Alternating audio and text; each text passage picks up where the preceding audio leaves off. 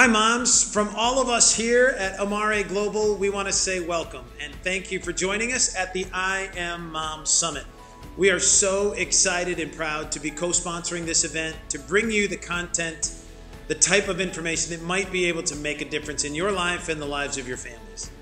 At Amare Global, we are the mental wellness company. We provide natural solutions to the mental wellness challenges of the day, and we certainly encourage you to come and visit us when you get a chance. But for now, it's on to the next great speaker. We hope you enjoy it. Hello, my name is Natalie Norton, and I am so excited to be able to participate in this I Am Mom Summit. It's such an honor to have been asked. Before we get started in course material, I just want to tell you guys a little bit about me.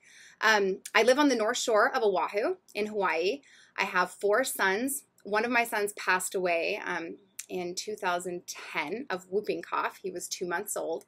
I used to be a photographer. I was a yoga instructor also for a short period of time, but quickly realized after practicing yoga for many, many years and then becoming an instructor that practicing yoga and teaching yoga were 2 completely different experiences. And practicing was definitely for me, and teaching yoga was definitely not. And so at that point, I focused more of my energy on my photography, and I made a real career out of that for about a decade. And now I have, in the last 5 years or so, slowly transitioned over into doing more and more life coaching and personal development coaching and speaking to organizations and small businesses about different strategies that they can use to have better relationships within the people who work within their organization. And the same thing for families, working with people to help them find ways to best strategize and create the happiest and most purpose-driven home environment that they possibly can. That brings me to something else that I did for quite a long time. I may end up launching this again at some point, but I used to have an intensive called the Breathe Intensive that was for mothers who were also entrepreneurs. And the focus of that was to help mothers find a way to do the things that they were passionate about, the things outside of their home that they felt really compelled and inspired to do, without feeling as though they were failing at that thing that really at the heart of them mattered the most, which was their children and their family. And that was such fulfilling work. And this is the first time in a very long time that I have had the opportunity to speak directly to moms. But there is such a special place in my heart after all those years of working with so many wonderful moms from all over the world. And I'm just so happy to be back with an audience like this. I want to start with something that's very cliche. We hear this all the time. The idea that once the dust settles, how many of you out there have heard someone say that or have said that? Once the dust settles, I will be a better mom. Once the dust settles, I will be able to set goals and achieve greater things in my personal life. Or once the dust settles, I will focus on my marriage and on making sure that that relationship is the most important part of my life. Or once the dust settles, I'll make better financial decisions. Just that idea, we've all heard that before, obviously, but that idea that at some point, a time will arrive when magically everything will be calm and peaceful, and we will have the capacity to then step forward and do the things that we really want to do, either because they're vitally important, because there's crisis, and these things need to be looked at and reworked in order to have a successful life, or the things that we feel in the deepest part of our hearts are important for us to be focusing on, whether it's an entrepreneurial endeavor or healing a relationship or making healthier physical decisions or learning to meditate or just taking better care of your mental health in general or your emotional health, working with a therapist, whatever. We all have these things that we're putting on the back burner for a period of time when we will magically be able to go and deal with them. And for most of us, especially those of us with young children, we think, well, that time will be when my children are in school. I cannot tell you how many times a mom says to me, as soon as my kids are in school, then XYZ, right? Or when they graduate from high school, or when they move out, or as soon as my child has their driver's license, or as soon as we get through the teething phase, or whatever the thing is.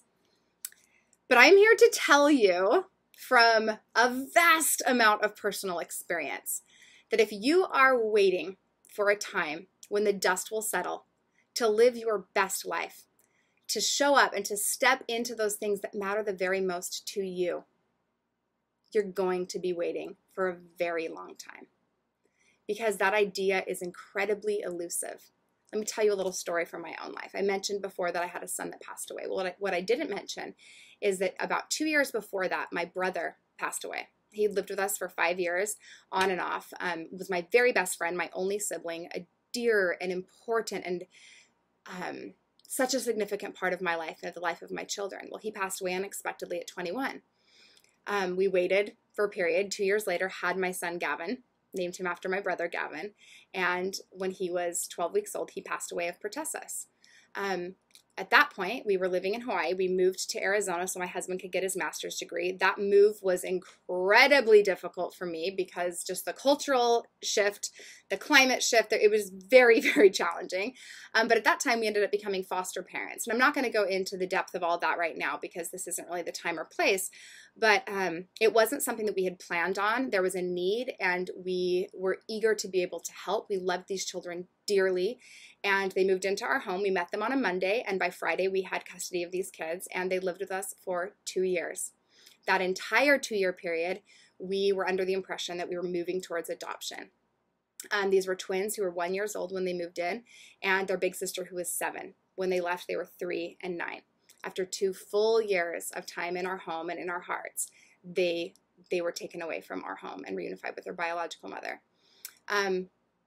I'm only telling you this because if I had been waiting around for a time when the dust was going to settle in order to do the things that bring the most meaning to my life, in order to become the person that my children deserve me to be, my best self, in order to work and develop myself in ways that allow me to be the kind of friend that I know I have the capacity to be, the kind of wife I know I have the capacity to be, the kind of boss or mother or neighbor or sister or friend, whatever the thing may be. I don't know that I ever would have focused on those things that mattered most. And my life right now would look significantly different than it does. And those things were all things that were out of my control. I can't control that my son passes away. I can't control that my brother died. I can't control my kids, my adoption failing. Those are all things that were completely outside of my control. And most recently, my son, who just turned 11 years old, was struck by a compact SUV and put in the intensive care unit, and we almost lost him. He was there for a month, and it was touch and go for a long time, and we have him home now. And aside from some facial reconstruction surgery that we still need to get done, the last one, he's already had like 10 surgeries on internal organs in his face. But aside from that one last surgery, we're finally out of the woods. But the idea that I'm trying to illustrate is that these are things that are outside of my realm of control. And a lot of the things that we face in our life are going to be outside of the realm of our control.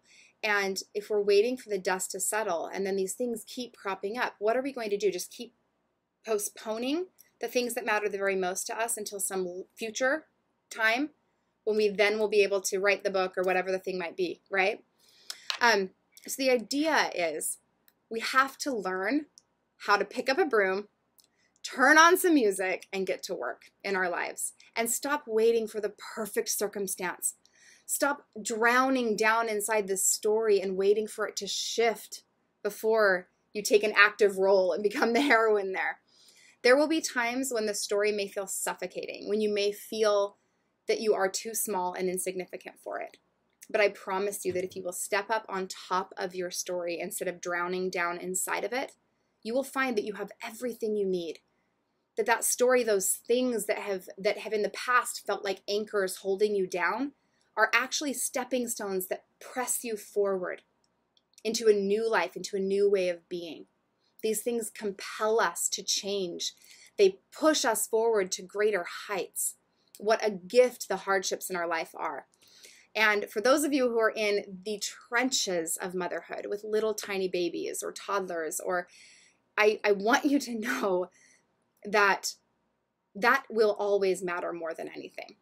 That if you step away from that in ways that don't honor the significance of that responsibility, you run the risk of being filled with regret. These things in our life, some of these things are just significantly important. And I'm not saying walk away from those things and follow your dreams and do everything that you want to do because I am woman, hear me roar. I am woman, hear me roar, definitely. But a huge part for me of being a woman is being a mother. And it matters to me as much as any success that I would ever achieve in any other arena. And so a lot of people will throw the term balance at us. We've got to find the balance between being a great mom and being a great businesswoman, or being a great mom and being a great friend, or whatever it is that you're seeking for in your own life. And I do think that there is some validity there, but the idea of balance is really fickle, because there are times and seasons. It's going to be impossible to have a balanced life when you've got an infant, because your entire world is going to focus around that infant. And that time is so fleeting that where else would you want your focus to be? Honestly, is there anywhere else that you would rather be spending your time and energy than on that infant? Absolutely not. And so it's not so much a matter of balance within each individual period of life, but balance in our lives as a whole, and making sure that we're paying attention to our whole self. That is the greatest piece of advice I could give any mom, or any entrepreneur, or a combination of both, as the case may be. It would be to stop looking at yourself as just a mom, or just a physical self, or just a spiritual self, or just an intellectual self, but instead see yourself within the wholeness of who you are. I'm going to pull up a slide here and show you there's a lot of different roles that we play in our life. And in this analogy that I'm going to share with you, each one of the different roles of our lives is represented by one of these lines here. So we've got wife, mother, chauffeur, maybe you're a photographer, maybe you're a pianist. I can never say that word right. Maybe you own a cotton candy company, or an online boutique, or maybe you're an Instagram influencer. Whatever it is that your roles are, they're represented by these different spokes here on this wheel, right? The center of that wheel is you. You are the hub of your life. You are the thermostat of your life. No matter what happens in your life, no matter what kinds of storms may rage. I lived in Arizona for a period of time, so let me tell you, dust storms are the worst kind of storms that ever there were. But no matter what kinds of storms may rage in our lives, if we as the hub are daily putting in the work and effort and the intentional awareness as it relates to our own self-care, to who we are as the hub of our life, intellectually, physically, emotionally, as we are focusing on watering and fertilizing ourselves, all these other things are going to be okay, because we are the foundational element there. And if that can remain healthy, then all of these other things in our lives are going to be all right. They absolutely are, and we're going to have the capacity to step up and show up for them in the ways that we know that we can and that we want to, because who doesn't want to be their best self? I mean, honestly, who wakes up in the morning and says, man, I really hope I'm very mediocre. I really just want to be like so mediocre. Like, I hope that I don't reach any level of greatness. Like, I really just am so happy with like so-so. I think that it's okay to be content, but I don't think that many of us, I guess what I'm saying is I think that we have to recognize the difference between content and mediocre, between non-attachment, between stepping into a space of just gratitude and joy for where we are, and settling for something mediocre. There's a difference there. And I think that if we take a minute to ponder that, it's very evident what that difference is. We want to be our best. It doesn't mean that we have to be perfectionists. In fact, I would say that perfectionism isn't a best quality. I think that people who have fallen into that trap of constantly needing everything to be perfect are actually taking a lateral step from their best self, from the road towards their best self, because that perfectionism can really burden us and press us down and take us away from our capacity to grow and to progress and to make meaningful changes and to do good things in our family's life and in the world. We get so tethered to that idea of perfectionism that we don't start, that we may start, but we may get stuck on one thing and not move forward. We may quit because it's like, perfect or not at all, right? Or whatever the thing may be, right? We give ourselves a lot of stress and anxiety. Like that's another huge a huge downfall as it relates to perfectionism. And so anyway, the idea is not reaching for perfect, but reaching for our very best every day. Did I do my best today? And my best today looks very different than it did yesterday. It looks very different than it did during those days when my son was in the intensive care unit. My best on days after my son died was very different than it is today. My best today is very different than it will be tomorrow. So it's not a matter of what best looks like. And we certainly can't define that because it will be different at any given time of our lives. But what the idea is being able to look at yourself in the eyes and say, did I give my all?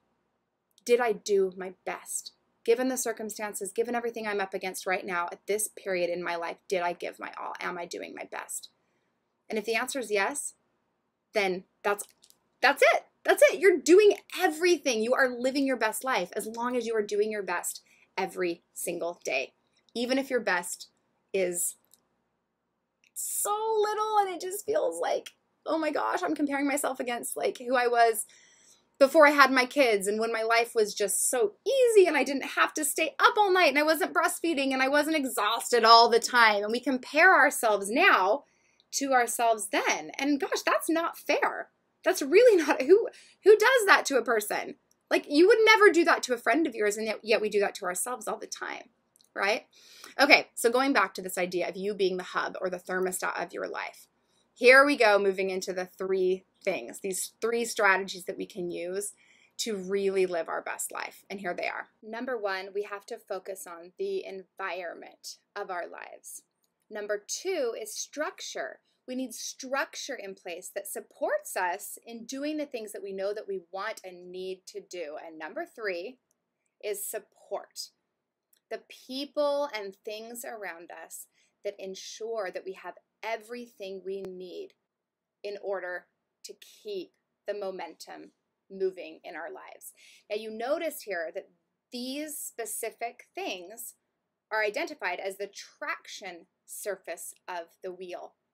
The traction surface of the wheel is what allows us to build and maintain momentum, right? It's that part of the wheel that holds onto the ground and keeps us moving forward. So let's start here with environment. You have to consciously control your environment because it shapes the very landscape of your life. So our goal is to actively fuel each of our personal environments. Our physical environment, our physiological environment, mental, social, spiritual, emotional. We have to be paying attention to the environment in which we live. So here is practical application. My question for you is, what can you do to rework the landscape of your life so that it better supports your why? And in this circumstance here, we're going to call your why being a great mom, being the best version of yourself that you possibly can. Now, what you're going to do is you're going to decide what you can do today. So maybe think specifically about your physical environment and say, what can I do today to improve my physical environment in a way that will help me live my best life and be a better, more centered and happy woman and mother and wife and friend? Maybe it's cleaning out your purse. Maybe it's changing the sheets on your bed so you get to climb into nice, clean sheets. It needs to be something that is so incredibly manageable that you can attack it and begin and finish this task without much effort today. And then set a goal for this week. What's something that you could do this week? I'm going to stick with physical environment here because it's easiest to draw examples that are applicable to all of us. This week, you may say, this week, I'm going to clean out my junk drawer. I'm going to spend 5 minutes every day, and by the end of this week, my junk drawer is going to be completely cleaned out and organized. You're going to write that goal down. This month, what's your goal for this month? Maybe your goal for this month is to clean out the garage, to clean out that physical environment, that space in your garage that's driving you crazy. And you're going to set actionable goals and break it down in a way that ensures that by the end of this month, your physical environment better supports your overarching why, which is to be the best mom that you can possibly be, to be the best version of yourself, and to be joyful and alive and awake in your life. Now, third thing first. Sometimes when we do these kinds of exercises, we avoid those things that we know would make the greatest impact because they seem overwhelming or because they cause us to have to really look at parts of our lives that we would rather push under the rug and ignore. Do your best to look at that feared thing and to tackle that thing first. So an example may be, if you're looking at your financial environment, a feared thing first may be to call back that bill collector who's been calling you and leaving messages every single day, who you've been avoiding every single day.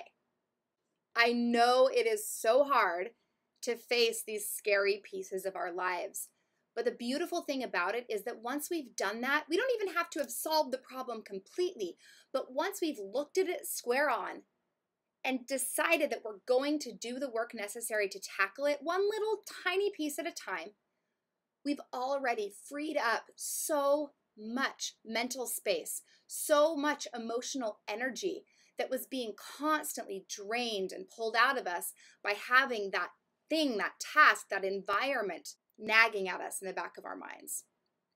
So how do we do this? You make a plan. You keep the plan simple and you work your plan. Now, moving on to number 2, structure. We talked about environment. Now we're talking about structure, the second traction surface on our wheel, the wheel that is our life. Structure protects, guides, sustains, clarifies, creates synergy through all the moving parts in our lives. Now, structure can be a trickier one to grasp onto. So let me explain the way that structure works in my life. I'm incredibly serendipitous. I'm incredibly spontaneous. I like to just do things. I like to not have a lot of structure in my life. And so one way that I've worked to have more predictability in my life is by developing what I call my rules of engagement. These are the things that every single day, these are my hard, fast rules. There's a lot of opportunities for me to be spontaneous, for me to just go with the flow. But in these ways, I have structure in my life that both myself and my children and my spouse, my clients, my employees can depend on.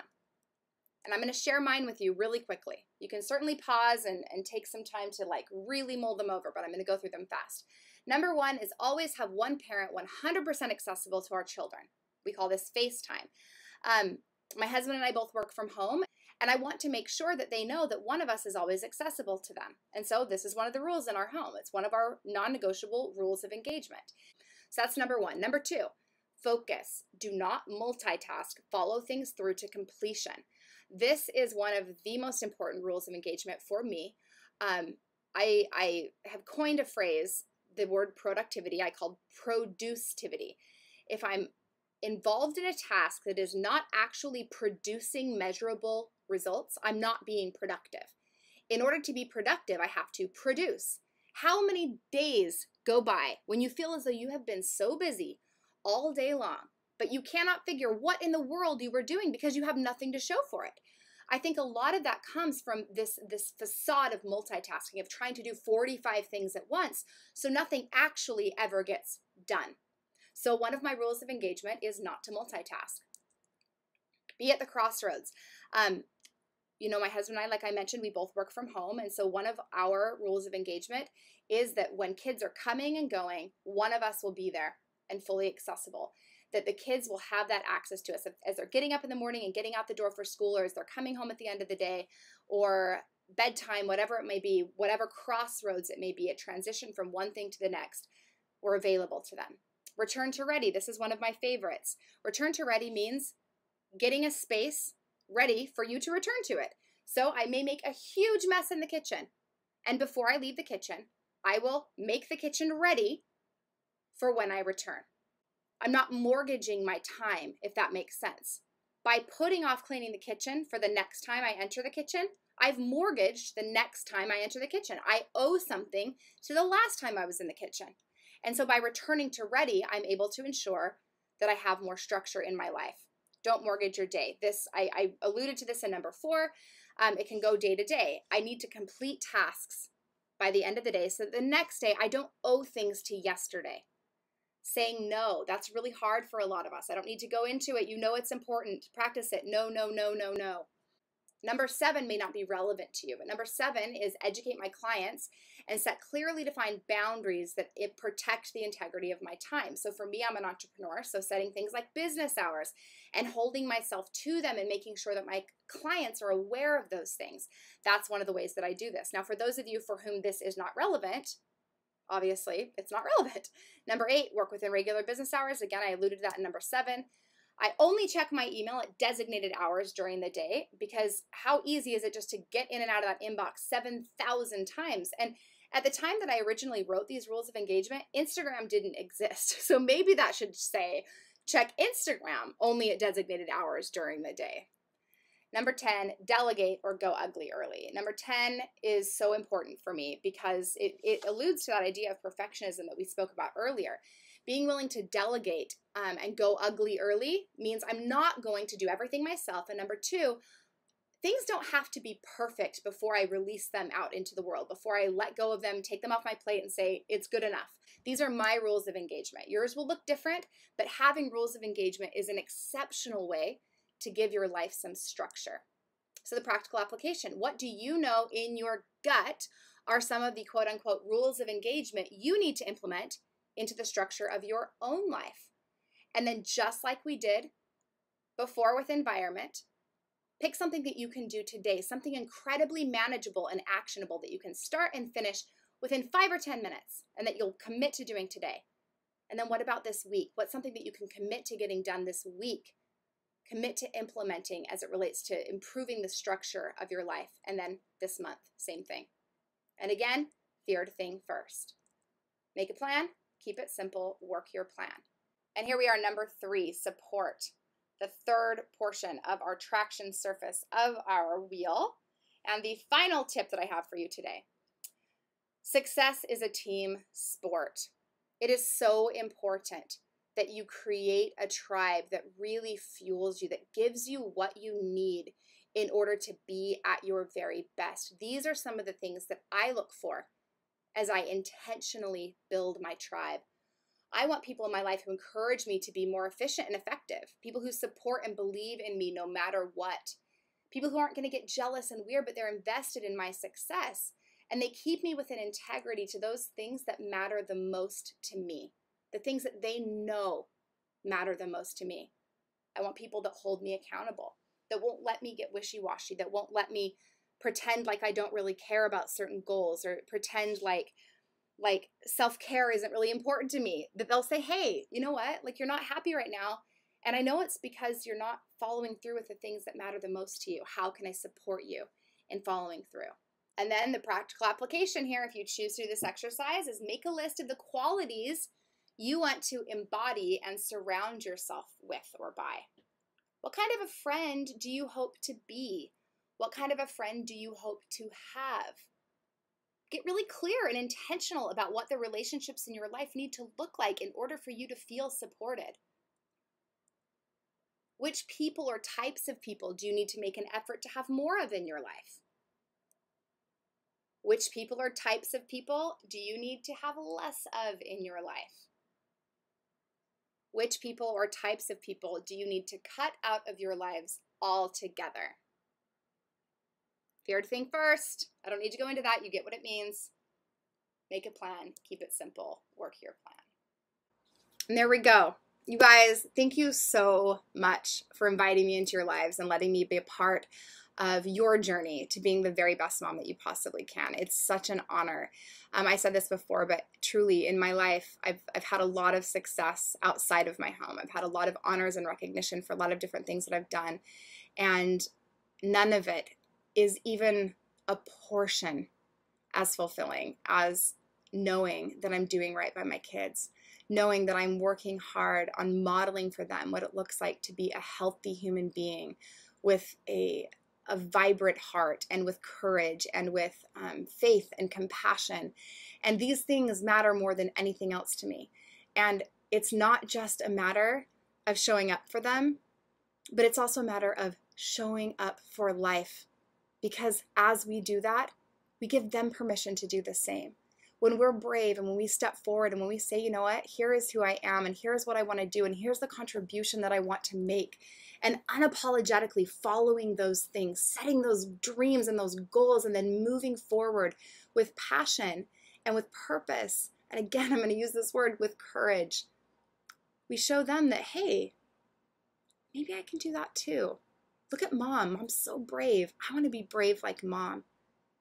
When we play small and when we allow ourselves to be smothered by our circumstances, or we play the victim, or when we feel unworthy and we fall into that trap of, yeah, you know what, maybe all that's true for Natalie or for somebody else, but it's not true for me. When we fall into all that garbage of playing small, what are we teaching our kids? What are we modeling for them? I didn't want to talk about it because it makes me feel so sad inside. Our children they're everything. And we have the capacity to show them how to be the best they can possibly be.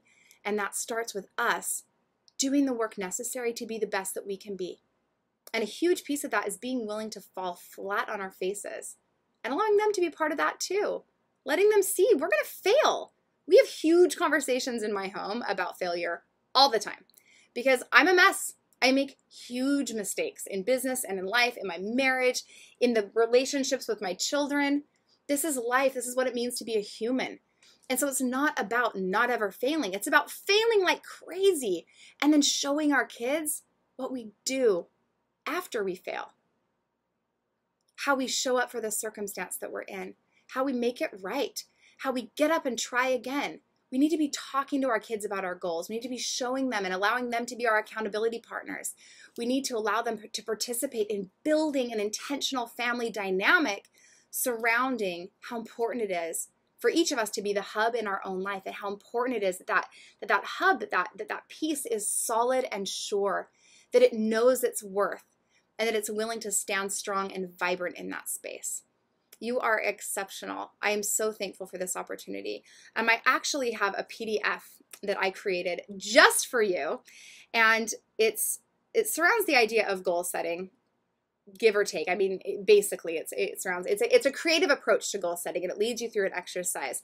And the reason that I created that specifically for you is because one of the questions that I get a lot is from moms who are trying to figure out where to focus their time and energy.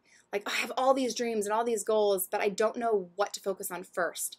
Or I'm really kind of like happy where I am, so I don't really know what I should be focusing on in terms of growth. I mean, either one of those two, they're not really extremes, but either one of those sides, like where the pendulum swings, that we're all seeking for what to do next, or how to do it, or how to approach it, or where to invest our time and energy is really the thing.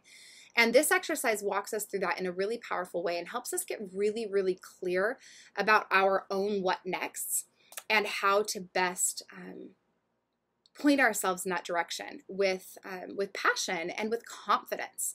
And it's a great exercise, honestly, to do with a spouse. It's a great exercise to do as an entire family with some modification. Anyway, you can access that through the link in my Instagram profile. So I'm going to put up my Instagram username here. It's at Natalie Norton, and I would love, love, love to connect with you there. It really is the best and kind of the only place to connect with me right now. I'm not using Facebook very much. Just needed to kind of trim the fat in my social life as far as social media is concerned. And so I've kept up with Instagram, but other things I haven't really been able to keep up with as well. And I do have a website coming at some point. A podcast is supposed to be launching this year. There's so many things happening. I'm losing my mind. But right now, Instagram is a great place for us to connect. And if you have any questions, please direct message me there. I really do my best to connect with people. I feel like it's a really significant honor and a responsibility to have the capacity to reach into other people's lives or give them any kind of support and direction, because it's hard. Life is big, and as women, we need each other. We need each other to say, hey, I've been there. I get it. I was a mess in that way too, or I faced something similar, or just like a high five, like you're doing a great job. But if you have any kinds of questions or you want to connect in any way, Instagram's a great place. Please DM me. I love you. Happy New Year. I believe in you. You are You have the capacity to be and do anything that is pressing on your heart to do and to become. Mwah.